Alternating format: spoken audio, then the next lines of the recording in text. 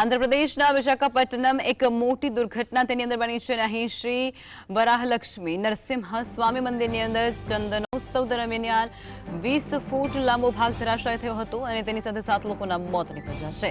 આ અકસ્માતમાં 4 લોકો ઘાયલ થયા છે. એસડીઆરએફ અને એનડીઆરએફની ટીમો પણ ઘટના સ્થળે પહોંચી છે. રાહત અને બચાવ કામગીરી પણ ચાલુ છે. ઘટનાની માહિતી મળતાની સાથે જ આંધ્રપ્રદેશના ગૃહમંત્રી અને આપત્તિ વ્યવસ્થાપન વાંગલાપુડી અનિતા પણ ઘટના સ્થળે પહોંચી ગયા છે. જિલ્લા કલેક્ટર હરેન્દ્ર પ્રસાદના જણાવ્યા અનુસાર મંદિરની અંદર ચાંદોત્સવની એક કાર્યક્રમ ચાલી રહ્યો હતો અને મંદિરની અંદર મોટી ભીડ હતી અને આ દરમિયાન અચાનક મંદિરનો 20 ફૂટ લાંબો ભાગ ધરાશાય થઈ ગયો અને માહિતી આપતા તેમણે એમ પણ કહ્યું કે અકસ્માતમાં 7 લોકોના મોત નીપજ્યા છે. 4 લોકો ઘાયલ થયા છે. ઘાયલોને સારવાર માટે હોસ્પિટલે દાખલ કરવાની ફરજ પડી છે. એસડીઆરએફ અને એનડીઆરએફ દ્વારા શોધ અને બચાવ કામગીરી હજુ પણ યથાવત છે.